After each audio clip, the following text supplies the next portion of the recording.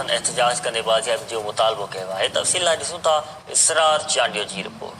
हफ़्तो अॻु मौलादाद थाणे जे हद ॻोठ तगियो कोसो में 15 सालनि जी न्याणी शास्ता खे मबीना अगवा करे खणी विया आहिनि ऐं उन जा वारस जेके आहिनि सरापा एहतजाज बणियल आहिनि। ॻाल्हि ॿोल कंदासीं उन्हनि जे वारसनि सां। असां नाइजादी थी वई आहे। 14 सालनि जी छोकिरी वञी अगवा करे खणी विया आहिनि। राति जो 2 बजे अची असांजे घर में कब्ज़ो करे माना 3 ॼणा हुया हथियारनि सां बीह करे चैम्बर करे असांखे माना विड़ी करे उनखे छोकिरी खे अगवा कयूं खयूं हलिया हुया।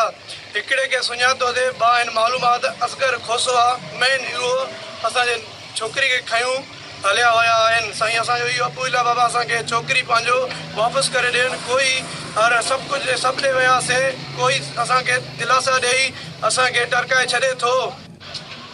अदाए निंगरी अगवा थियो पुलिस छा कयो आहे?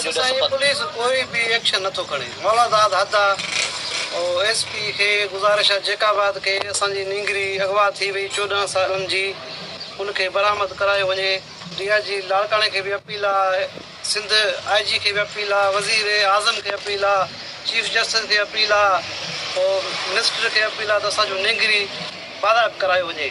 असांजी इहा ई गुज़ारिश आहे ऐं पुलिस एक्शन बि नथो खणे। असगर खोसो आयो आहे असांजे घर में घिरी करे 2 बजे ज़ोरी असांजो ॾाढ करे असांजो छोकिरी खे खणी वियो आहे। उन जे वजह में पुलिस ॾे वञूं था का मने ई नथो अचे थो। 6 लाख उनखे वठी वञे थो 3000 उनखे पैसा ॾिना तॾहिं का अचे ई नथो न अचे का उन ते पुलिस वेहे त घर में असांजो इंसाफ़ थिए न।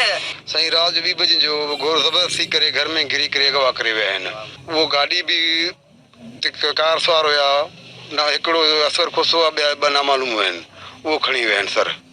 मौलादाद थाणे जे हद ॻोठ तगियो कोसो मां 15 वरनि जी जेका निंगरी आहे शास्ता उनखे बासर वॾेरो आहे असगर अली खोसो उनखे अगवा करे मबीना खंभे खणी वियो आहे।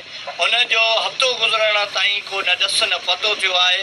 ऐं वारस उनजा आहिनि उहे सरापा एहतजाज बणियल आहिनि ऐं उन्हनि जो इहो चवणो आहे त पुलिस हिन महिल ताईं कख वञी भेणो न कयो आहे ऐं असांजे अगवा जी एफआईआर मौलादाद थाणे ते दर्ज थियल आहे पर पुलिस बासरनि सां मिलियल आहे। कार्रवाई बजाए उते वेही करे मानियो खाई वापसि। कैमरामैन अब्दुल गफ़ार सदायो सां गॾु इसरार अली चांडियो KTN न्यूज़।